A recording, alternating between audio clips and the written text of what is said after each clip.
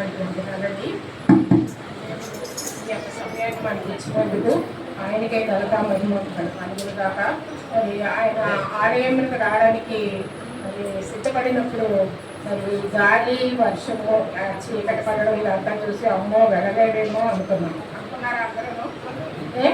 అనుకున్నాం కదా. అయితే దేవుడు తన మహాకృపను బట్టి మనకు ఆ యొక్క ఉద్దేశం లేకుండా వెంటనే వర్షం లేకుండా దేవుడు చల్లదానాన్ని మాత్రమే మనకి ఇచ్చాడు. ఆయనకైతే అంత మహిమ కలుగును గాక. అయితే మనము ఈ యొక్క శిలువ ధ్యానం పోవటానికి మరి దేవుడు అందరినీ కూడా ఈ విధంగా సిద్ధపరిచి సమయానికి తీసుకొస్తున్నందుకు ఆయనకే అంత మహిమ కలుగును గాక. దేవుడు మనకి ఇచ్చిన యొక్క తరుణాన్ని బట్టి వందనాలు. చిన్న ప్రార్థన చేసుకున్నాడు. స్తుతి స్తోత్రం హల్లెలూయా పరిశుద్ధ మీకు వందనాలు. కృపగల మీకు వందనాలు. ఏది ఏమైనా ప్రభావ మీ చిత్తాన్ని మీరు నెరవేర్చుకొని మమ్మల్ని అందరినీ ఇక్కడ తీసుకొచ్చారు. మీకే కోట్లు వందనాలు. వచ్చిన బిడ్డలందరినీ కూడా మీ చేతికి అప్పగిస్తున్నాను. చెవులను గ్రహించే హృదయాలను దయచేయండి ప్రభా. సాతాను హృదయంలో నుంచి నేను వాక్యాన్ని ఎత్తుకుపోకుండా ప్రభా శ్రీకరంద్ర వారి హృదయాల్లో భద్రపరచమని వేడుకొంచున్నాను. ఇదో ప్రభానైనా తండ్రి ఆయన మాటల్లో నా నోటి నా విషయం 51:13 వాగ్దానం ఉన్న పట్ల నెరవేర్చి ఆయన మీరు మాత్రమే మాట్లాడమని మీరే ఘనత మహిమ పొందుకోమని నా ప్రభువును ప్రీతిమడనేస్తున్నాము పేట బ్రతిమలాడని వేడుకొంచున్నాను అనుకుంటున్నాను. దేవానికి మొట్టమొదటిగా వందనాలు చెల్లించుకొచ్చినారు. నాకు అవకాశం ఇచ్చిన పాస్టర్ గారికి అలాగే సంఘ బిడ్డలందరికీ కూడా నేను వందనాలు చెల్లించుకొచ్చినానండి. అయితే ఈరోజు మన వాక్యం ఏంటంటే నిన్న డేవిడ్ బ్రదర్ ఏ వాక్యం చెప్పారండి? కోపం కదా. కోపం గురించి చెప్పారు. అంటే చిన్నపిల్లల దగ్గర నుంచి ముసలివాడి వరకు ప్రతి ఒక్కరికి కోపం ఉండాలి. అంటే అది కోపం మానవ శరీరంలో ఏంటంటే ఒక శుద్ధమైనటువంటి క్రియ అన్నమాట. అది ప్రతి ఒక్కరికి ఉంటుంది. అయితే కోపం వచ్చింది కదా ఇష్టం వచ్చినట్టు మనం మాట్లాడేకూడదు. నేను బ్రదర్ చెప్పిన దానికి నేను ఎవరికి చెప్పట్లేదు. ఆ కోపాన్ని ఎలా ఎదుర్కోవాలో మాత్రమే నేను చెప్తున్నాను. కోపాన్ని గురించి నిన్న బ్రదర్ చెప్పారు. ఆ కోపం ఎదుటివాడికి ఉన్న కోపాన్ని మనం ఎలా తగ్గించాలి, ఆ కోపంలో ఉన్న వాళ్ళని మనం ఎలాగ సమాధానపరచాలి అనేటువంటి వాక్యాన్ని మనం ఇప్పుడు నేర్చుకుందామండి. అయితే చాలామంది ఏం చెప్తారంటే నా భర్త చాలా కోపిస్తుడండి అని చెప్తారు. భర్తలు ఏం చెప్తారు? నా భార్య నోట్లో నోరు పెట్టలేమండి అని భర్తలు చెప్తారు. అంటే అక్కడ మరి భార్య భర్త ఇద్దరు కూడా ఇంకా సమాధానంగా ఉండట్లేదు అనమాట. అంతే కదా. సమాధానంగా లేకపోతేనే ఒకరి మీద ఒకరు చెప్పుకునేటువంటి మాటలు వస్తాయి. అయితే ఇక్కడ ఇప్పుడు ఇలాగ చెప్పుకుంటూ ఒకరి మీద ఒకరు ఎంతకాలము జీవిస్తారు అలాగా కదా. మనకి దేవుడు ఇచ్చిన ఆయుష్ 70 సంవత్సరాలు. ఈ 70 సంవత్సరాలు మనం సమాధానంగా లేకపోతే ఏమి లేవు. దేవుడు ఇచ్చిన ఆయుష్ని మనం ఎక్కడ పొందుకుంటున్నాం? ఇష్టానుసారంగా జీవించినట్లయితే మన ఆయుష్ను, దేవుడు మనకి ఇచ్చిన ఆయుష్ని మనమే తగ్గించుకొని చనిపోవలసిన రోజు కంటే ముందుగా, అది పెద్దని లేదు, చిన్నని లేదు, యవనస్తుడని లేదు, చిన్నపిల్లని లేదు, ఎవరైనా సరే ఏమవుతున్నారు? ఆయన ఇచ్చిన ఆయుష్ కంటే ముందుగానే చనిపోతున్నారు. ఎందుకంటే మన అవిధేయతను బట్టి, మన యొక్క సరి చేసుకోలేనటువంటి స్థితిని బట్టి. కాబట్టి మనం ఏం చేయాలండి? మనం సరి చేసుకోవాలి మన యొక్క పరిస్థితి. మనకి ఏంటంటే మనకి బైబిల్లో చెప్పబడింది, అగ్నితోని నిప్పుతోని వాక్యాన్ని దేవుడు పోల్చాడండి. వాక్యాన్ని పోల్చాడు. మనం యాకోబు పత్రిక 3వ అధ్యాయం 6వ వచనం ఒకసారి గట్టిగా ఎవరైనా చదవండి. యాకోబు పత్రిక 3:6.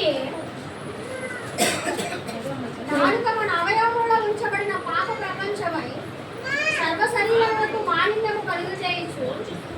ప్రకృతి చక్రములకు చిచ్చు పెట్టును, అది నరకము చేత చిచ్చు పెట్టబడును.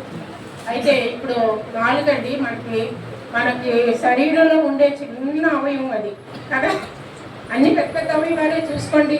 నాలుగు మాత్రం లోపల ఉంటుంది, కనిపించదు మనకి కదా. మనం మాట్లాడినా కనిపించదు, మనం ఏం చేసినా కూడా అది లోపలే ఉంటుంది, బయటికి కనిపించదు. బయటికి కనిపించకుండా ఓళ్ళు పనులు చేస్తుందండి ఆ నాలుక. చేస్తుంది కదా. ఆ నాలుగుతోటే మనం అన్ని చెడ్డ మాటలు పలుకుతాము, అన్నీ చేస్తాము. ఈ విధంగా మరి మనం భర్తకి భార్యకి సమాధానం లేకుండా ఇంకా అత్తనైతే సరే సరే, అత్తనికి అసలు సమాధానం ఉండదు. కోడల్ని కూతుర్లకు ప్రేమించి లేరు. ఒక అత్త అమ్మ అయిపోవాలండి, ఒక కోడలు కూతురైపోవాలి. అప్పుడే ఈ యొక్క కుటుంబాల్లో నెమ్మది సమాధానం వస్తుంది. అయితే ఆ సమాధానాన్ని మనమే పోగొట్టుకుంటున్నాం. అయితే సామెతల్లో ఉన్నదండి, ఉంచుకున్నానండి. ఇది ఒకసారి చూద్దాం. సామెతలు 26-21 చూద్దామండి. సామెతలు 26-20. వేడి బూడిదకు బొగ్గులు, అగ్నికి కట్టెలు, కలహమును పుట్టించడం కలహప్రియుడు. ఇప్పుడు బూడిదికి అగ్గికి ఏంటండి, నిప్పులు ఏమవుతే నిప్పులు చల్లారిపోతే బూడిద వస్తుంది. అదే ఆ అగ్గిని రాజబెట్టాలంటే దానికి కట్టెలు ఉండాలి కదా. కట్టెలు ఉంటేనే ఆ యొక్క అది వండుతుంది, వంట వస్తుంది. లేకపోతే మంట రాదు. దానికి ఏంటి కావాలి, అగ్ని కావాలి. అయితే అది అక్కడ కలహప్రియుడు ఉంటాడంటానండి. కలహప్రియుడు అంటే ఏంటి, ఇతరుల గురించి చెడ్డ మాటలు పలికి వాళ్ళ గురించి వాడికి వీడికి గొడవలు పెట్టేసి దెబ్బలాటలు పెట్టేసి వాళ్ళు ఉండాలి చూసండి. వాళ్ళు ఉంటే చాలటండి, ఏమీ పనికిరాదు కలహప్రియుడి దగ్గర. వాళ్ళు ఉంటే అక్కడ అంతా కూడా ఆ యొక్క వాతావరణం అంతా మారిపోతుందట. కలహప్రియుడు కానీ మన మధ్యన ఉంటే వాతావరణం మారిపోతుంది. సమాధానం ఉండదు, ఐక్యత ఉండదు, ప్రేమ ఉండదు, దెబ్బలాట్లు మానరు, కొట్టుకోవడాలు మానరు, తిట్టుకోవడాలు మానరు, ఏమీ మానరు. ఎందుకంటే వాడికి వీడికి మధ్య నుండి ఈ కలహాన్ని వీళ్ళే నేర్పుతున్నాడు. ఆడెవరండి, మన మధ్యలో సాతాను ఆ విధంగా పనిచేస్తూ ఉంటుంది. నీ భర్తలోనో, నీ భార్యలోనో, నీ కుమార్తెలోనో, నీ కుమార్తెలోనో ఎవరిలో ఒకరిలో దూరి అదేమి డైరెక్ట్గా ఇంత కొమ్ములు వేసుకొని మన మధ్యకి రాదు. మనలో ఉన్న వాళ్ళే మనకి అలాగ సమాధానం లేకుండా చేస్తాడు. ఎందుకంటే సాతాను వాడిని వాడుకుంటాడు. అలాగే ఇప్పుడు నిప్పు ఉన్నదనుకోండి, నిప్పు మీద నీళ్లు చల్లితే ఆరిపోతుంది, చల్లబడిపోతుంది, ఇంకా అగ్ని రాదు. అదే నిప్పు మీద ఉప్పేస్తే చిట్టపట్టని అంటారా లేదా, నిప్పు మీద ఉప్పేస్తే చెట్టు పడుతుంది కదా. ఆ నిప్పు మీద నీళ్లు పోస్తే చల్లగా ఆ నిప్పు మీద పెట్రోల్ వేస్తే కదా ఒక్కసారి మంట వచ్చేస్తుంది. అయితే ఇవన్నీ కూడా ఎలా జరుగుతున్నాయంటే వాక్యం నిప్పుతోటి అగ్నితోటి, ఎందుకంటే దేవుడు పోల్చుతున్నారంటే వాటిని రేపుతున్నది మనమేనండి. ఒక నిప్పు అది కావాలి, అది రాజుకోవాలంటే దానికి కట్టెలు ఉండాలి. కట్టెలు లేకపోతే అది రాజుకోదు. అలాగే వంట చేస్తూ ఉంటారు చూడండి, పొలాల పై మీద వంట చేస్తారు. వంట చేసిన తర్వాత వంట అయిపోతుంది. వంట అయిపోయిన తర్వాత చేస్తారు, ఆ కట్టెలు బయటికి తీసి దాని మీద నీళ్లు చల్లుతారు. ఎందుకు, నువ్వు వంట అయిపోయిన తర్వాత స్టవ్ కర్రలు పోయి అలా వదిలేసి వెళ్ళిపోవు కదా. వెళ్ళిపోతే ఏమవుతుంది, ఆ మంటలు ఎక్కువైపోయి ఏదో ఒక ప్రమాదం జరుగుతుంది. అందుకని మనం వంట అంతా అయిపోయిన తర్వాత ఏం చేస్తారు, బయటికి తీసి నీళ్లు చల్లుతారు. చల్లినప్పుడు ఆ నీళ్లు జరగడం వల్ల ఏమవుతాయి, ఆ ఎర్రగా అంతవరకు కాలిన నిప్పులు కూడా చల్లబడిపోతాయి. సరే, అయితే ఇప్పుడు ఇలాగ మండుతున్న వాళ్ళని, మరి ఇలా కోపంతో ఉన్నవాడిని చంపేసుకోవాలనేటువంటి వాళ్ళని ఎలాగ మార్చాలో మనకి బైబిల్లో ఉందండి. ఒక మాట మనం తీసుకుంటాం.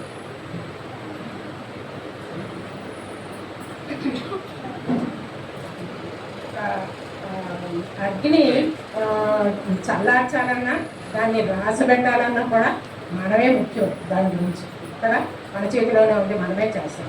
అలాగే మరి ఇక్కడ ఒక బైబిల్లో ఒక విషయం చెప్తానండి. ఇస్సాకు భార్య ఎవరండి? ఇస్సాకు భార్య రిబక్కాకి. రిబక్కాకి ఎంతమంది పిల్లలు? మనం రోజు వింటున్నాం, కథలు చెప్తారు, ఐదారు చెప్తారు, ప్రతి ఒక్కరి కథలు చెప్తారు. మనం బైబిల్ చదవకపోయినా ఈ కథల రూపంగా ఎందుకు చెప్తారంటే జ్ఞాపకం ఉంచుకుంటారండి. యేసు ప్రభు వారు కూడా అనేక విషయాలు ఉపమానం ఏదో ఒక దాని గురించి అర్థం నాకు తెలియలేదు ప్రభా, చెప్పు ప్రభా అంటే ఉపమానం చెప్పేవారు. అంటే ఏంటి, గుర్తుంటుంది. ఉపమానం చెప్తే ఒక కథ గుర్తుంటుంది కదండి. అయితే ఇస్సాకు రిబకాకి 2 పిల్లలు, ఏశావు యాకోబు కదండి. 2 పిల్లలు. అదన్నా తెలుసా లేదా మీకు? తెలుసు కదా. 2 పిల్లలు. 2 పిల్లల్లో కూడా వాళ్ళు ఎంతో చక్కగా పెంచుకున్నారు, గట్టిగా పెంచుకున్నారు అంటారు. అయితే యాకోబు ఇంట్లోనే ఉండేవాడు, ఏశావు అడవిలో తిరుగుతుంటూ ఏంటిది వేటాడి ఆ మాంసం తెచ్చుకోవడం తినడం ఇదే పడతాను. ఇంట్లో ఉండేవాడు కాదు, ఇంట్లో సంగతులు వాడికి తెలియదు. ఇప్పుడు చూడండి, కొంతమంది పిల్లలు ఇంట్లో ఏం పట్టించుకోరు, ఎంతసేపు బయట తిరుగుతూ ఉంటారు. వాడికి ఏం తెలుస్తుంది ఇంటి విషయాలు? ఏం తెలియదు కదా. ఆ నాన్నగారికి బాగలేదు, అమ్మకు బాగలేదు, వాడికి తెలియదు. వాడు బయట తిరుగుతూ ఉంటాడు. బయట తిరిగే వాళ్ళకి ఇంట్లో విషయాలు తెలీదు. ఇప్పుడు ఈ ఏశావుకి ఏ విషయాలు తెలీదు. ఎంతసేపు వేటాడడం, తెచ్చుకోవడం, తినడం, పడుకోవడం ఇదే పని. అయితే తండ్రి చనిపోయే ముందు వాళ్ళిద్దరినీ దీవించాలని ఇస్సాకు ఏం చేస్తాడంటే, ఏశావు అంటే చాలా ఇష్టం ఈ ఇస్సాకుకి. అందుకని ఏం చేశాడంటే పెద్ద కుమారుని పిలిపించి, అప్పటికే అతనికి కళ్ళు కనిపించట్లేదు. చూడండి, ఇప్పుడు బుద్ధోడికి మనకంటే జ్ఞానం ఎక్కువ ఉంటుందండి. అక్కడక్కడ మునిగిని బట్టి, ఆ శబ్దాన్ని బట్టి అన్నీ చెప్పేస్తారు వాళ్ళు. ఇప్పుడు తండ్రి కూడా అలాగే కళ్ళు కనిపించట్లేదు, కానీ ఎవరో ఏంటో ఆ మాట వలన అతను తెలుసుకుంటున్నాడు. పెద్ద కుమారుని పిలిచాడు, వచ్చి నాన్న నేను నిన్ను దీవిస్తాను, నువ్వు వేటకెళ్ళి నాకు మంచి వేట మాంసం తీసుకొచ్చి వండి నా దగ్గరికి పట్టుకురా అన్నాడు. అని అంటే అలాగే వెళ్ళిపోయింది. ఈ మాట రెబెక్కా విన్నది, అంటే భార్య విన్నది. భార్య విన్న తర్వాత చిన్న కుమారుడు అంటే యాకోబు ఎప్పుడు కూడా తల్లితో ఉండి ఇంట్లో ఉండి ఉండేవాడు. అయితే మరి నిజంగా యాకోబు తన మనసు ద్వారా చేసిన పని కాదు ఇది, తల్లి చెప్పింది కాబట్టి చేశాడు. అయితే మరి ఏం చేశాడు, అన్నకి చెప్పాడు, తండ్రి వేట మాంసం తీసుకొచ్చి మరి నాకు ఇస్తే నేను అది తిని నేను జీవిస్తాను అని చెప్పాడు. కాబట్టి నేను నీకు చెప్పినట్లు నువ్వు చెయ్యి అంటే, అదేలాగమ్మా అన్నకైతే నిండా వెంట్రుకలు ఉంటాయి, నాకు వెంట్రుకలు నున్నగా ఉంటాను, నేను మా నాన్న నన్ను ఇలా కలిమాడు అనుకోండి, నేను మోసగాడిని అయిపోతాను కదా అని చెప్పాను. లేదా ఎన్ని నేను చూసుకుంటాను. ఒక గొర్రెని చంపి దాని బొచ్చు వీడికి రాసి అక్కడెక్కడైతే కనపడుతుంది దాని మీద, ఇక్కడ తర్వాత చేతులకి మొహం మీద అంతా కూడా ఆ యొక్క బొచ్చుని పెట్టేసేసి ఆ ఏశావు బట్టలు అతనికి తొలగించి మొత్తానికి శ్రమపడి కుమారుడిగా ఆ యొక్క ఆశీర్వాదాలు అవన్నీ రావాలని చేసింది. వాడి తండ్రి అడుగుతాడు, నువ్వు ఎవరివే అని అడిగితే, నువ్వు ప్రేమిస్తున్న ఏశావుని నేను అని చెప్తాడు. నువ్వు ఏశావు మాట చూస్తే యాకోబు మాటలా ఉంది, నువ్వు ఏశావు అంటావు, దగ్గరికి రా అంటాడు. దగ్గరికి రా అంటే వెళ్తాడు. వెళ్ళినప్పుడు తడివి చూస్తాడు. నిజంగానే అంత జ్ఞానం వరకు చూడండి, ఆ యొక్క రెబెక్కా ఎక్కడ తడుగుతాడో అక్కడే పెట్టింది. ఆ బొజ్జును చూసేటప్పటికి శరీరం అంతా పెద్ద కుమారులా ఉంది, మాట మాత్రం యాకోబు మాటలా ఉంది అని చెప్పి అంటాడు. అన్న తర్వాత ఇంకెలాగా తీసుకొచ్చాడు కదా, తినేశాడు. అంత అయిపోయిన తర్వాత అతను దీవించేశాడు, అన్ని దీవెనలు ఇచ్చేశాడు. ఎందుకంటే పెద్ద కుమారుడు అంటే ఇష్టం ఉందండి. జీవించాడు, వెళ్ళిపోయిన తర్వాత ఇప్పుడు పెద్ద కుమారుడు వచ్చి వేటాడి మాంసం తీసుకొచ్చి అదంతా వండి తండ్రి దగ్గరికి తీసుకెళ్ళాడు. ఆయన నేను ఇదిగో మాంసం కావాలన్నా కదా నేను తీసుకొచ్చాను, నన్ను దీవించు అంటే ఉన్నట్టు ఇందాక దీవించాను కదా నిన్ను అంటాడు. అంటే లేదు, నేను ఇప్పుడే వచ్చాను, నాకు కొంచెం వేటాడడానికి లేట్ అయింది, నాకు ఏమీ దొరకలేదు తొందరగా, అందుకే లేట్ అయింది అని చెప్తాను. చెప్తే అయ్యో ఎంత పని చేసావు, నీ తమ్ముడు నిన్ను మోసం చేశాడు, నీ దీవెనలన్నీ కూడా తీసుకున్నాడు, నీకేమైనా ఒక్క దీవెన కూడా లేదా, ఒక్క దీవెనలు కూడా లేదని చాలా ఏడుస్తే ఏదో దీవెనలు ఏమిచ్చాడంటే, నువ్వు కష్టపడతావు కానీ ఫలితం ఉండదు, నీ భూసారం ఉండదు, నీ యొక్క పంటలు పండిద్దామంటే ఆ భూమికి సారం ఉండదు, ఇలాంటివన్నీ అతనికి చెప్తాడన్నమాట. అలాంటి దీవెనలే ఇస్తాడు. సరే అయితే చాలా కోపడతాడు, ఎందుకు తమ్ముడు నా మీద ఎందుకు ఇంత మోసం చేశాడు, వాడిని ఎలాగన్నా చంపేశాడు, కత్తి పట్టుకొని తిరుగుతున్నాడు, వాడు కనిపిస్తే చంపుదామని చూస్తుంటే మరి రెబెక్కా గారు అన్నీ చూస్తున్నారు కదా, ముందు కొడుకుని పంపించి దీవెనలన్నీ పంపించుకునేటట్టు చేసింది. ఇప్పుడు పెద్ద కొడుకుకి దీవెనలు ఏమీ దొరకలేదు, వాడు చాలా కోపంగా ఉన్నాడు. అయితే నన్ను మోసం చేశాడు నా తండ్రి. అప్పుడు ఒక తండ్రి గురించి బాధపడతాడు, కానీ ఏం చేస్తాడంటే, నేను ఎలాగైనా సరే నా తమ్ముడిని చంపేయగా, నన్ను మొదటి నుంచి మోసం చేసుకుంటూ వస్తున్నాడు, నన్ను జ్యేష్ఠత్వం తీసుకున్నాడు, ఇప్పుడు నా యొక్క దీవెనలన్నీ తీసుకున్నాడని ఇంకా కత్తి పట్టుకొని వాడు ఎప్పుడు కనిపిస్తే అప్పుడు చంపాలని తిరుగుతున్నాడు. అది అక్కడి నుంచి స్టార్ట్ అయిందండి వాడి గొడవ. అలా ఉంటున్నప్పుడు ఈ యొక్క రెబెక్కా మాట విని మరి యాకోబు దగ్గరికి వచ్చి మీ అన్న నిన్ను చంపడానికి కత్తి పట్టుకొని తిరుగుతున్నాడు, నువ్వు ఒక గొడ్డలో ఒక పొడవలో ఒక పెద్ద కత్తితో రెడీ చేసుకో, అని చెప్పలేదు. అలాగని చెప్పలేదు. నీ ఇష్టం, నువ్వేం చేస్తావో చెయ్యి, రెడీగా ఉండు, వాడు ఎప్పుడొచ్చి నిన్ను చంపుతాడో నువ్వు రెడీగా ఉండు అని చంపు అని చెప్పిందండి? చెప్పలేదు. ఏం చెప్పింది? మెల్లిగా అక్కడి నుంచి తప్పించేసింది. ఏం చేసిందంటే, నువ్వు ఇక్కడ ఉండొద్దు, మా తండ్రి ఇంటికి వెళ్ళిపో, అక్కడ మీ మామయ్య ఉన్నాడు, ఆ మామయ్య దగ్గరికి వెళ్ళిపో, నీకు అన్నీ చూసుకుంటాడు, నువ్వు మాత్రం ఇక్కడ వద్దని తప్పించేసింది. అక్కడ రిబకా తప్పించిందండి. ఇక్కడ మన ఇంట్లో గొడవలు జరుగుతున్నప్పుడు భార్య లేదా భర్త పళ్ళు అట్లా చేసుకొని పళ్ళు కట్టేసి కొట్టడానికి చంపడానికి వస్తున్నప్పుడు భార్య ఏదో చీపురో ఏదో పట్టుకొని భర్త మీదకి కోపంగా వెళ్ళినప్పుడు అక్కడ ఏం చెయ్యాలండి మనం? వాళ్ళు ఇద్దరూ సమాధాన పడేటట్లు చూడాలి. ఎవరన్నా మంచి కోరేవాడు అని బజ్జికెళ్తే, మన బ్రదర్ చెప్పారు, బజ్జికెళ్ళేవాడు మంచి న్యాయం తీయాలి, మంచి న్యాయం చెప్పాలి, వాడికి సమాధానం పడేటట్లు చెప్పాలి, కానీ రెచ్చగొట్టకూడదు వాడిని. అరే ఆడేంట్రా అది పట్టుకున్నాడు, ఇది పట్టుకో, ఏం పర్వాలేదు అని చెప్తే అవుతుందండి. ఆ యొక్క అగ్ని మీద పెట్రోల్ పోసినట్లే అప్పుడు ఏమవుతుంది? బొక్కుమంటుంది వాడిద్దరి మధ్య, ఇంకా సమాధాన పడదు. ఈ విధంగా వీళ్ళు ఉంటారని మరి యొక్క రిబకా తెలుసుకొని రిబకా ఏం చేసిందంటే, నువ్వు వెళ్ళిపోయి ఇక్కడి నుంచి. అందుకేనండి గొడవలు పడుతున్నప్పుడు, కోపంగా ఉన్నప్పుడు ఒకళ్ళు అక్కడి నుంచి తప్పించేసుకోవాలి. ఒక 5 నిమిషాలు అక్కడి నుంచి వెళ్ళిపోవాలి, ఏం మాట్లాడుకోలేదు. కనిపించకపోతే మనిషి ఇంకెవరిని తిడతాడు? కనిపించకపోతే మనిషి ఎవరిని తిడతాది ఈవిడ? కాబట్టి అక్కడి నుంచి తప్పించేసుకొని వెళ్ళిపోవాలి, మనిషి కనిపించకపోతే. ఇప్పుడు ఈ యొక్క యాకోబు ఏం చేశాడు? పద్దనరామ వెళ్ళిపోయాడు, మావయ్య దగ్గరికి వెళ్ళిపోయి అక్కడ 20 సంవత్సరాలు ఉండిపోయాడు. 20 సంవత్సరాలు ఉండిపోయి ఆ మామగారిని కూడా మోసం చేసి ఓళ్ళు ఆస్తి సంపాదించాడు. గొర్రెలు, మేకలు, ఎడ్లు, ఒంటెలు, గాడిదలు అన్నీ చాలా ఆస్తి సంపాదించాడు. ఆస్తి అంతా సంపాదించాడు. కానీ లోపల అతనికి ఏముందండి? అన్నయ్య నన్ను ఎప్పుడు చంపుతాడో, నాకు ఎదురు పడితే నన్ను బ్రతకనివ్వడు, ఆ భయంతోనే బ్రతుకుతాడు. చూడండి, కొంతమంది ఎంత ఆస్తి ఉన్నా, ఎంత అధికారం ఉన్నా, ఎంత భూములు ఉన్నా, ఎన్ని మేడలు ఉన్నా కూడా వాడికి సమాధానం ఉండదండి. వాడు ఏమైనా సమాధానంగా చక్కగా నిద్రపోతున్నారు అనుకుంటున్నారా? ఏసీల్లో పడుకున్న, ఫ్యాన్ల కింద పడుకున్న వాడికి నిద్ర రాదు. ఎందుకంటే లోపల సమాధానం లేదు. సమాధానం లేని వాడు ఎవ్వరు కంటే నిద్రపోలేడండి. కాబట్టి ఈ యొక్క యాకోబు కూడా అటువంటి పరిస్థితిలో ఉన్నాడు.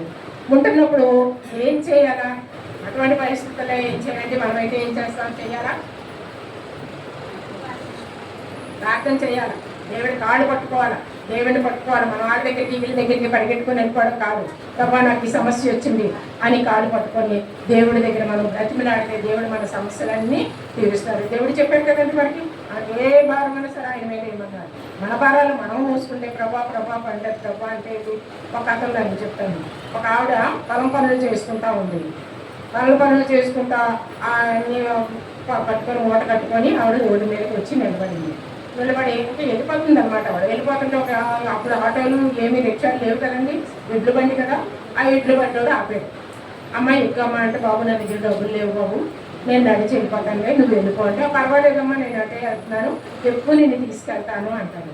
సరే ఎక్కిన తర్వాత ఆ మూట తల మీద పెట్టుకొని కూర్చుంటే ఇతను వెనక తిరిగి చూసి, అమ్మ మూట ఎందుకు పెట్టుకున్నావు తల మీద, ఎందుకు పెట్టు అన్నాను. ఎందుకు బాబు, నేనే డబ్బులు ఇవ్వకుండా ఎక్కాను, ఈ మూట బరువు కూడా నీకెందుకు అన్నదట. చూడండి ఎంత మూటకమో. మనం కూడా అలాగే మన పాపాలు, మన యొక్క అవిధేయతలు, మన ఇష్టానుసారమైన జీవితాలు మనం మోసుకుంటూ ఎప్పటి వరకు?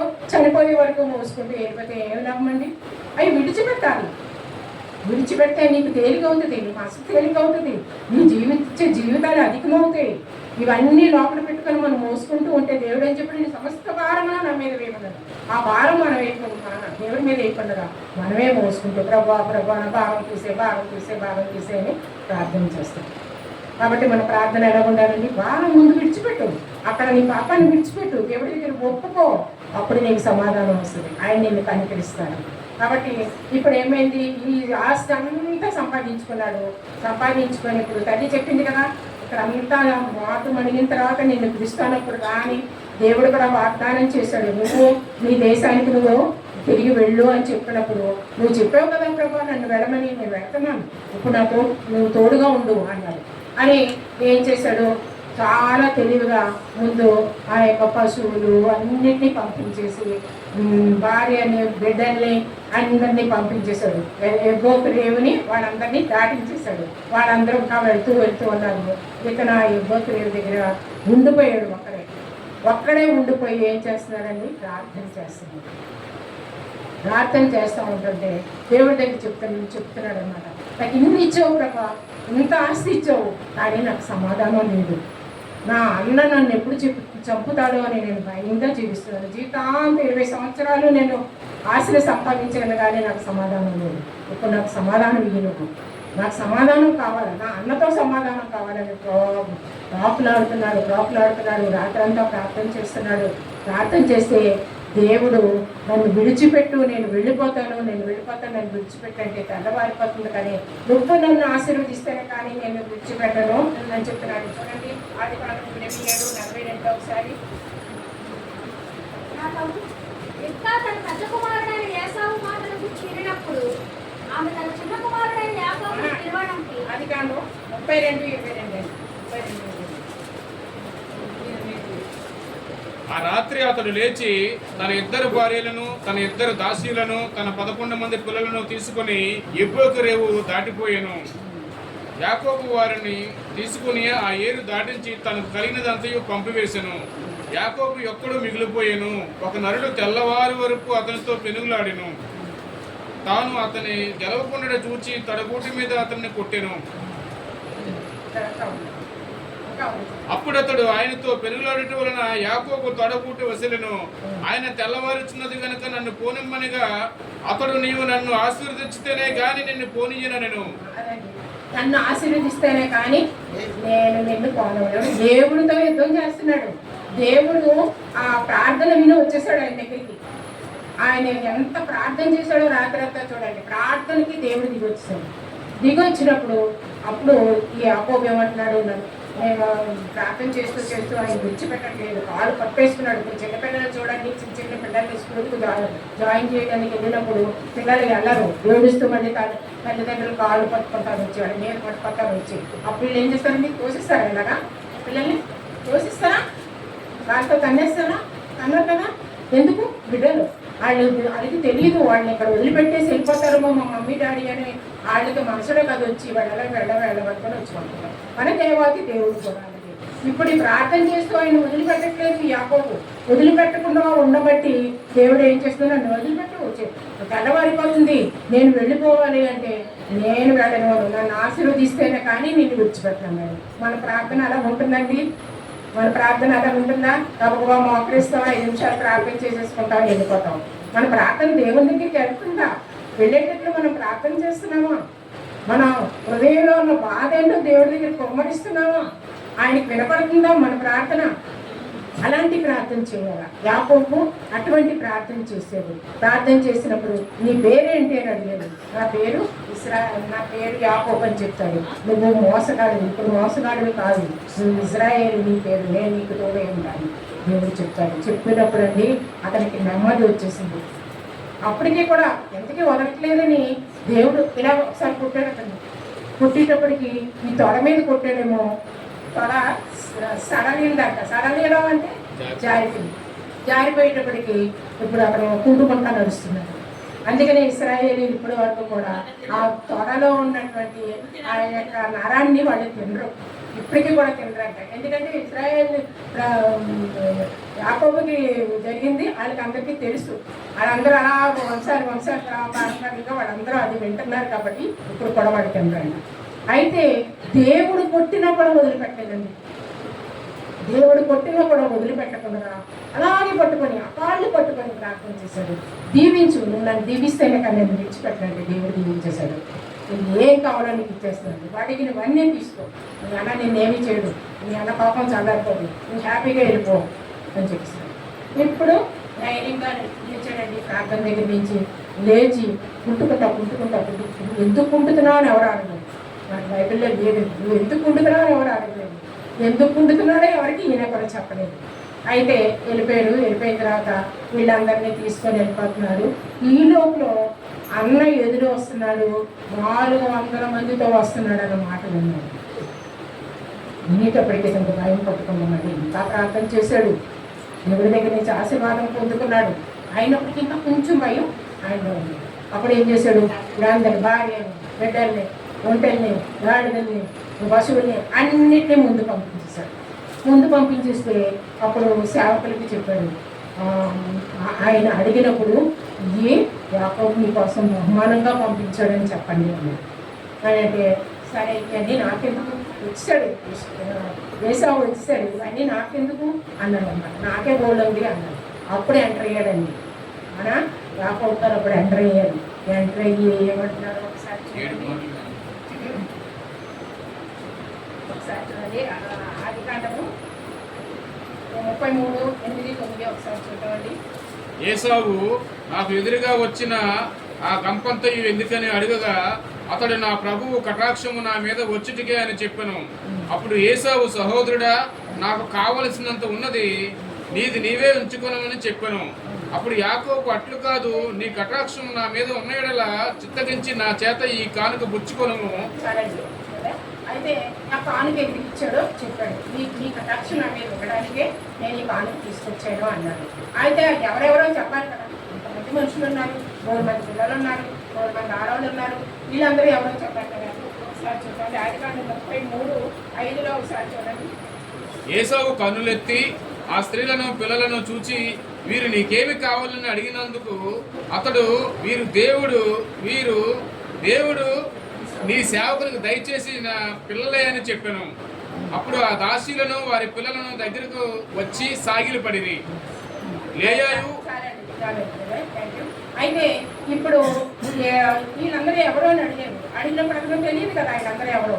అందుకని ఇప్పుడు యాకోబు ఏం చెప్తున్నాడండి, వీళ్ళందరూ కూడా నా భార్య, నా 11 మంది బిడ్డలు, నేను సంపాదించిన ఆస్తి ఇదంతా ఇది మీకోసం తీసుకొచ్చాను అనేటప్పటికీ వాళ్ళందరూనండి సాష్టాంగ నమస్కారం చేశారంట. యేసయ్య ఏం చేశారండి, సాష్టాంగ నమస్కారం అంటే ఏంటి, ఇలా చెప్పాడు కాదు, పడ్డారు ఒక్క పడి రాళ్ళ దగ్గర నమస్కారం చేశారు మొత్తం అందరూ. రాహేలు కడుపుతో కలిపి రాహేలు కూడా గోడలో పడి నమస్కారం చేశారు. చూసారా, అక్కడ అగ్ని మీద నీళ్లు చల్లాడా లేదా, నీళ్ళు చల్లాడా అగ్ని మీద. ఎంతో కోపంగా వస్తున్నాడేమో అనుకుని భయపడ్డాడు. భయపడినప్పుడు ఎలాగైనా సరే ఏదో చెడ్డగా ఉంటుంది కదా, అని ఎలా చేశాడు కదా అన్న మాట వస్తుంది కదా, జ్ఞాపకం వస్తుంది కదా. అది కూడా రాకుండా ఈయన ఏం చేశాడండి, ఆ కోపం మీద నీళ్లు చల్లాడు. కోపం లేకుండా చేసేటప్పటికి అతను ఇంకా ఏమంటాడో చూడండి, ఇవన్నీ నీ తమ్ముడినైనా నాకు దయచేసారు దేవుడు అని చెప్పలేదు, నీ సేవకుడు ప్రజలు ఒకసారి చూడండి చదవండి, నీ సేవకుడినైనా దయచేసిన పిల్లలే అని చెప్పాను. నీ సేవకుడు అంటున్నాడు అక్కడ, నీ తమ్ముడిని అనట్లేదు, ఈ సేవకుడికి దయచేసిన బిడ్డలు వీళ్ళు, ఈ 11 మంది బిడ్డలు, నీ భార్య, ఆ భార్య దాసీళ్ళు, ఇలాగా నేను అన్నీ చెప్పాడు. చెప్పిన తర్వాత అప్పటికీ కూడా అతను అవన్నీ నాకెందుకు, నాకు చాలా ఉన్నాయి అని నాకు అనుకుంటే అప్పుడు ఆదికాండము ఒకసారి చూస్తామండి. అది ఎంత చదివే కదా బ్రదర్, ఆదికాండం 33:8-9 ఆదికాండం. ఏసావు సహోదరుడా, నాకు ఇవన్నీ ఉన్నాయి. ఏసావు నాకు ఎదురుగా వచ్చిన గుంపంతి ఎందుకని అడుగుగా అతడు నా ప్రభు కటాక్షం నా మీద వచ్చుటికే అని చెప్పాను. అప్పుడు ఏసావు సహోదరుడా, నాకు కావలసినంత ఉన్నది, నీది నీవే ఉంచుకోమని చెప్పాను. అప్పుడు యాకోబు అట్లు కాదు, నీ కటాక్షం నా మీద ఉన్నడేలా చిత్తగించి నా చేత ఈ కానుక పుచ్చుకొనుము. దేవుని ముఖము చూచినట్లు నీ ముఖము చూచితని, నీ కటాక్షము నా మీద వచ్చినది కదా, నేను నీ యొద్దకు తెచ్చిన కానుకను చిత్తగించి పుచ్చుకొనుము. అంటే ఏమంటున్నాడండి అక్కడ, అన్నయ్యను కూడా సంబోధించట్లేదు, ప్రభు అంటున్నాడు, నా ప్రభు అంటున్నాడు. ఎంత తగ్గించుకున్నాడో చూడండి, నా ప్రభు అంటున్నాడు, నీ కటాక్షం నా మీద ఉంచు, నీ ముఖం చూస్తుంటే నాకు దేవుడి ముఖం చూసినట్లు కాదు అంటున్నాడు. ఇంకాడికి ఏమైనా కోపం ఉంటుందండి, కోపం ఉంటుందా, ఏదో ఇంత చిన్న పిసుకున్నా కూడా కింద దిగిపోయింది. ఆ మాట వినేటప్పటికి మనమైతే మంచుడు ఎలాగున్నాడు, గౌరవంలో పడుకున్నాడు మొహలాగా, మంచుడు ఎలాగున్నాడు, అందరికీ గొడవలు పెట్టేస్తాడు వీడు, ఆడు గొప్పడు, ఆడు మొహం, వీడు లేకపోయినా బాగుండు, ఇలాంటి మాటలు మనం మాట్లాడుతాం. అక్కడ అంతా కోపంతో ఉన్న అన్నని కూడా నీళ్లు జల్లేసేసి ఆ కోపాన్ని తగ్గించాడండి కదా యాకోబు. ఆ నీళ్లు చల్లడం బట్టి ఏమైంది, అతని కోపం అంతా తగ్గిపోయింది. ఆఖరికి అన్నదమ్ముల ఇద్దరు సమాధానం. ఇప్పుడు కూడానండి బంధువులు అంటే సొంత అన్నదమ్ములు, అక్క చెల్లెలు, ఒక కడుపుని పుట్టిన బిడ్డలు ఎప్పుడూ సమాధానంగా ఉండాలి. వాళ్ళు చనిపోయారు అనుకోండి, అక్క చనిపోతే అక్క రాదు మనకి, చెల్లి చనిపోతే చెల్లి మనకి రాదు, అన్న చనిపోతే అన్న రాదు మనకి. వస్తారు. బంధువులు మన రక్త సంబంధులు మనం పోగొట్టుకుంటే మనం సంపాదించుకోలేము. అందుకని ఈ యొక్క అన్నదమ్ములు ఇద్దరూ కూడా సమాధానం పడిపోయారు. ఏమన్నారండి, మెడ మీద పడి ముద్దు పెట్టుకున్నాడంట ఏశావు. మెడ మీద యాకోబు మెడ మీద పడి ముద్దు పెట్టుకున్నాడట. అప్పుడు వరకు కనిపెట్టాడండి యాకోబు. ఇంకా అన్నకు కోపం ఉంటుందేమో, అన్నీ ఇచ్చేసాను అలాగా మనసులో అనుకుంటున్నాడేమో తెలియదు. కానీ ఎప్పుడైతే మెడ మీద పడి ముద్దు పెట్టుకున్నాడో అతనికి అంతా చనిపోయిందండి. ధైర్యం వచ్చేసింది, బలం వచ్చేసింది. అని అంటే ఇవన్నీ నువ్వు తీసుకో అన్నాడు కదా, అతను ముద్దు నువ్వే తీసుకో, మనం అందరం కలిసి ఉందా రా అని రమ్మన్న పడుతున్నాడు. నేను అప్పుడే రాలేను, ఎందుకంటే డెలివరీ అయిన ఆవులు, గేదెలు, ఈ యొక్క పశువులు అన్నీ ఉన్నాయి, వాటిని అంత దూరం నడిపించి నేను తీసుకొస్తే చచ్చిపోతాయి అవి, అందుకని నేను నెమ్మదిగా వస్తాను. ఇప్పుడు సమాధానం పడిపోయాడు కదా, అతని లోపల సంతోషం ఉంది. ఎప్పుడైతే ఇంకా ఎప్పుడు కలుసుకున్నా కూడా పర్వాలేదు, అసలైన పాపం నుంచి విడుదలయ్యాడు. అన్న ప్రేమించాడు, ముద్దు పెట్టుకున్నాడు, ఇంత జరిగింది. ఇప్పుడు ఇక్కడ సమాధానంగా ఉన్నాడు. మరి యాకోబు చూడండి, ఎంత కోపంగా ఉండే అన్నని పత్తి పట్టుకున్న తిరుగుతున్న అన్నే అతని మొహంలో కనిపించింది. ప్రార్థన చేసే వరకు కూడా ఎప్పుడైతే ప్రార్థన చేశాడో దేవుని దగ్గర నుంచి సమాధానం పొందుతున్నాడు. ముందుకొని అన్నను కలుసుకోవాలనేటువంటి ఆశ అప్పుడు అతనికి పుట్టింది. అయితే ఇప్పుడు 3 విషయాలు చేశాడండి యాకోబు. అందుకనే చూడండి, మృదువైన మాట కోపమును చల్లార్చును అని మనకి బైబిల్లో ఉంది. సామెతలు చదివితే ఉంటేనండి కోపం నుంచి బ్రదర్ బోర్డు అనే రెఫరెన్సెస్ ఇచ్చాడు. మనకి ఇంటికి వెళ్ళి ఎవరన్నా చదివారండి, ఒక్కసారి చూసారా, ధ్యానించారా ఎవరన్నా? ఆ కోపం గురించి ఎంత మంచి మాటలు చెప్పారు. అది కానీ మనం చదువుకొని మన హృదయాల్లో ఉంచుకున్నట్లయితే మనకు కోపం వచ్చినప్పుడల్లా మాటలే మనకు గుర్తొస్తాయి. మనం ఇంక కోపం తెచ్చుకోము. ఏదైనా ఎందుకు వింటున్నావు, విన్నాయి ఇవి చదివిని అన్నీ కూడా మనం అన్వయించుకోవాలి. అన్వయించుకుంటేనే మనం పవిత్రంగా ఉండగలం, దేవుడికి ఇష్టమైన వారంగా ఉండగలం. ఇక్కడ 3 పనులు చేశాడండి యాకోబు. ఏం చేశాడు? కానుకలు ఇచ్చాడు. ముందు కదా ఇచ్చాడా? కానుకలు ఇచ్చాడు, శాస్త్రాంలో పడ్డాడు, తర్వాత మృదువుగా మాట్లాడాడు కదా, గొప్ప అన్నాడు. నీ మొహం చూస్తుంటే దేవుని మొహం చూసినట్లు ఉన్నది అంటే మన దేవుడితో పోల్చాడు అనుకోడా ఏశావు, మన దేవుడితో పోల్చాడు. దేవుడు అన్నాడు నా తమ్ముడు నన్ను, అంటే ప్రభా అంటున్నాడు అని ఎంత సమాధానం వస్తుందండి? సమాధానం వచ్చేస్తుంది. అదే అగ్ని మీద నీరు జల్లడం అంటే అది. అవతల ఉన్నవాడు పాపం అని తగ్గించాలి అంటే మనం తగ్గిపోవాలి, మనం తగ్గించుకోవాలి. మనలో ఉన్న అహం ముందు మనం తీసుకోవాలి. మన అందరికీ ఉంటుంది చిన్న అహం మన హృదయంలో, దాన్ని బట్టే మనం సమాధానం పడడం ఎవరితో తిని ఆ అహాన్ని మనం తగ్గించుకోవాలి. ఎంత అలవాటు సరే అహం ఉంటుందండి. అది మనం తగ్గించుకున్నట్లయితే దేవునితోటి మరి అన్నతోటి ఎలాగైతే యాకోబు సమాధానం పడ్డాడు, అలాగా మనము మన ఇంట్లో సమాధానం, బయట సమాధానం, సంఘంలో సమాధానం, సమాజంలో సమాధానంగా ఉన్నట్లయితే గొడవలు వస్తాయండి. ఎలాంటి గొడవ పెట్టాలని వచ్చిన వాడిని మనం నీళ్ళు చల్లామనుకోండి, మనకి సమాధానం వచ్చేస్తుంది. వాడు బాగుంటాడు, మనం బాగుంటాం కదా. ఇంకా మన మీద దాని మీద మనం ఉప్పు చల్లుకొని పెట్రోల్ చల్లుకొని ఉంటే బగ్గు అంటూనే ఉంటాడు. మనకి సమాధానం ఉండదు, వాళ్ళకి సమాధానం ఉండదు. అందుకని దేవుడికి మనం లోబడి, ఆయన కూడా చెప్పేది అది, నాకు లోబడిన మాటల్లో నా ఆజ్ఞని గైకుంటే నేను మీకు అన్ని ఆశీర్వాదాలు ఏం కావాలని చెప్పట్లేదు. దేవుడు నాకు అంత ఆశ తీసుకురా, ఇది తీసుకురా, అది తీసుకురా అని దేవుడు చెప్పలేదు. హృదయాన్ని అడిగాడు. హృదయమేలాగా పవిత్రంగా ఉండాలి. ఆడి మీద కోపం, వీడి మీద కోపం పెట్టుకొని మనం ప్రార్థన చేస్తే మన ప్రార్థన దేవుని దగ్గరికి చేరదండి. యాకోబు హృదయపూర్వకంగా హృదయాంతరంగాల నుంచి దేవుడి పాదాలు పట్టుకొని ప్రార్థన చేసి తన భారాన్ని అంతా దించుకున్నాడు. భారం అంతా దిగిపోయిన తర్వాత అప్పుడు నెమ్మది పొందుకొని అన్నని సమీపించడానికి బయలుదేరాడు. మనం కూడా అడగండి, కోపం వచ్చినప్పుడు ఇద్దరు ముగ్గురు ఉన్నప్పుడు, ఇలా కోపం వచ్చినప్పుడు అక్కడి నుంచి లేచి వెళ్ళిపోవాలి. మనిషి కనిపిస్తేనే కదా కోపం. మనిషి పక్కకి వెళ్ళిపోతే ఎవరిని తింటాడు? కోపం అంటే సమాధానం వస్తుంది. వాళ్ళు నెమ్మదిగా ఉంటారు, మనం నెమ్మదిగా ఉంటారు. ఒక భార్యాభర్తల గురించి చెప్పండి.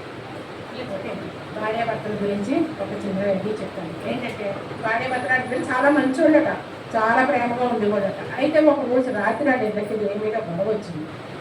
ఇద్దరు దెబ్బలాడుకొని మాట మాట మాట రాత్రి అంతా దెబ్బలాడుకుంటాను. వృత్తి డ్యూటీకి వెళ్ళిపోవాలి, తయారైపోయాడు. ఇప్పుడు కాదు, నేను వచ్చిన తర్వాత నీ సంగతి చూస్తాను, నిన్ను ఏం చేయాలో చేస్తాను నేను అనుకుని వెళ్ళిపోతే ఈవిడ ఊరుకుంటుందా? రా, నేను సిద్ధంగా ఉంటాను, నిన్ను పోలీస్ స్టేషన్కి తీసుకెళ్తానని ఈవిడ అనేసుకున్నారు మాటలు. ఇంటికి వెళ్ళినప్పుడు మనశాంతిగా వెళ్ళాలి కదా భర్త. అప్పుడు ఏం చెప్పాలా? క్యారేజ్ అందించడమో, నీళ్ళు గుడ్డ అందించడమో ఏదో చేసి కాస్త ఆయన వెళ్ళిపోయే వరకు గేటు వరకు వెళితే మనశాంతిగా వెళ్తాడమ్మ. ఇంట్లో ఉన్న బాధలు అన్నీ కూడా ఇంట్లోనే ఇక్కడే మర్చిపోయి ఆఫీస్ మైండ్ పెట్టుకొని వెళ్తాడు డ్యూటీ. ఇప్పుడు ఈవిడ మనసు పాడు చేసేసింది, అతని మనసు పాడు చేసింది, ఈవిడ మనసు పాడు. సాయంకాలం వస్తాను, ఏదో చేస్తున్నాను, ఏం చేస్తాను, ఇది పొద్దు నుంచి సాయంకాలం వరకు ఇదే పెట్టుకోవాలి మనసులో. ఈవిడికి నెమ్మది లేదు, అక్కడ ఆయనకి నెమ్మది లేకుండా వచ్చేసింది. అయితే కాసేపు ఫోన్ వచ్చింది. ఫోన్ వస్తే ఎవరు ఫోన్ అని చూసింది. అమ్మ, మీ ఆయనకి యాక్సిడెంట్ అయింది, బండి పిప్పి అయిపోయింది అని చెప్పాను. ఎందుకు పొద్దున అందరికీ పిలిచేసింది. అమ్మ, మా ఆయనకి యాక్సిడెంట్ అయిందా, మా ఆయనకి యాక్సిడెంట్ అయిందంట, ఎలాగా అమ్మ ఇదమ్మా అందరూ బ్రతిమలాడుతుంటే ఇంకా చుట్టాలందరూ వచ్చారు, చుట్టుపక్కల వాళ్ళు వచ్చారు. చూస్తే బండి అలా అయిందే, బండి నెంబర్ అదే అంతా అయిందే. చూసేటప్పటికి వీళ్ళందరూ అయ్యో ఇలా జరిగిందమ్మా, అలా జరిగిందమ్మా వాదాపు మాటలు చెప్పారు కదా అందరూ, అవన్నీ చెప్తున్నారు. ఇంకా ఇంట్లోనే ఉన్నారు అందరూ. ఇలా జరుగుతుంటే సాయంకాలం అయ్యేటప్పటికి ఆయన వచ్చారు, భర్త గారు వచ్చారు. వస్తే స్టన్ అయిపోయింది. ఇలా భర్త గారు వచ్చేటప్పటికి ఇదేంటి నేను ఆశ్చర్యపోతుంది. నువ్వు ఆశ్చర్యపోతున్నావు కదా, నువ్వు ఆశ్చర్యపోతుంది. నేను చెప్తాను, నా ఫ్రెండ్ వచ్చాడు, వచ్చి ఒరే ఒకసారి నీ బండి ఎవరా, నేను అర్జెంట్ పని ఉంది, నువ్వు బస్సు మీద వెళ్ళిపో, నేను నీ బండి నాకు ఇవి నేను వెళ్ళిపోనంటే వాళ్ళు దాడి ఉద్దేశంగా చచ్చిపోయాడు. బండి పిప్పి అయిపోయింది. ఆ బండి నెంబర్ అయితే అందరికీ తెలుసు కాబట్టి చుట్టుపక్కలకి ఈయనే చచ్చిపోయాడు అని చెప్పి. అప్పుడు హృదయం ఎలా ఉంటారు చెప్పండి? చచ్చిపోయాడు. నేను ఇంత గొడవ పెట్టి రాత్రి అంతా గొడవ పెట్టి వృత్తి వెళ్ళేటప్పుడు కూడా ఆయన మాస్క్ స్టార్ట్ చేస్తాను. అప్పుడు ఆయన చనిపోయాడు. ఇప్పుడు నా బ్రతికేంటి? ఇప్పుడు వస్తుంది ఆవిడకి బాధ అంతా. నా బ్రతికేంటి? ఇప్పుడు నేను ఎలా బ్రతుకుతాను? ఆయన లేకుండా ఎలా బ్రతుకుతాను? ఎప్పుడైతే ఆయన చూసిందో పరిగెత్తికి వెళ్ళి కాలం మీద పడి రావండి, మనం ఇంకెప్పుడు దెబ్బలాడుకోవద్దండి, మనం సమాధానంగా ఉండవండి. ఇప్పుడు చాలా బాధ వచ్చేసిందండి నేను అని. ఏది ఏమైందండి, భర్తే భార్య భర్త పోతే అలాంటి భర్త వస్తుందా? భార్య చనిపోతే అలాంటి భార్య వస్తుందా? రాదు. అందుకని ఏం చేయాలని సమాధానంగా ఉండాలి. ఎన్ని గొడవలు వచ్చినా ఎన్ని వచ్చినా సూర్యుడు అస్తమించే వరకు మనం కోపం ఉండకూడదు కదా. మరి అప్పటి వరకు ఉండకూడదంటే 10 గంటలు ఎంతన్నా రాత్రి కలిసిపోయి రాత్రి దేవుడిని చెప్పాలి, ప్రభా అందులో 10 గంటలు మేము ఎలా ఉన్నాం ప్రభా, మమ్మల్ని క్షమించండి, మేము ఎప్పుడు ఎలా ఉన్నాం అంటే రాత్రి సమాధానం పడతాడు. సమాధానం పడకుండా రాత్రి నువ్వు కానీ చచ్చిపోతే ఏమవుతుంది? నువ్వు పర్లోకరాజ్యం వెళ్తావా? వెళ్ళవు పర్లోకరాజ్యం. ఎందుకంటే మీ ఇద్దరికి సమాధానం లేదు. సమాధానపరచేవాడు కానీ వాడు దేవుని కుమారుడు చెప్పాడు. దేవుని వాక్యాలన్నీ మనకు తెలుసు, కానీ మన దాని ప్రకారంలో జీవించలేకపోతున్నాం. కాబట్టి ఈ యాకోబు అంత కోపంగా కత్తి పెట్టుకొని తిరిగేవాడు కోపాన్ని ఎలాగా తగ్గించాడో, ఎలాగ నీళ్లు చేయాడో మనం కూడా ఎప్పటి నుంచి కూడా ఎప్పటి దగ్గర కోపంగా ఉండదు మనం ఉండకూడదు. తర్వాత కోపం తగ్గించకూడదు. ఇలా కాదని అలా కాదని మంచి మాటలు చెప్పగలిగే స్థితులు ఉంటే నీకు చెప్పు, లేకపోతే అక్కడి నుంచి తప్పుకో. అప్పుడు ఆడే బాగుపడతాడు. నేను ఇన్ని తిట్టినా కూడా నన్ను ఏం అనలేదు, నేను ఇన్ని చేసినా కూడా నన్ను పన్నెత్తి మాట కదా అనలేదు, నేనే అనవసరంగా బయటపడేది అని పశ్చాత్తాపడతాను. ఈ విధంగా మనం దేవుని వాక్యం తెలుసుకుంటున్నాం కాబట్టి మనం ఏం చేయాలండి? అందరితో సమాధానంగా ఉండాలి. ఎవరైతే కోపంగా ఉన్నారో ఆ కోపాన్ని మనం తగ్గించడానికి చూడాలి. అది ఇప్పుడు ఇక్కడ యాకోబు ఏం చేశాడు? ఎదురుగా మాట్లాడాడు, మరి ఆయన్ని హెచ్చించాడు, ఈయన తగ్గించుకొని ఆయన మనసు మార్చాడు. మనం కూడా మన కుటుంబాల్లో, మన సంఘాల్లో, మన సమాజంలో మనం ఎక్కడున్నా కూడా అటువంటి సమాధానం కలిగి ఉంటే దేవుడు మనల్ని దీవించి ఆశీర్వదిస్తాడు. చిన్నవాటి దీవించడం కనుక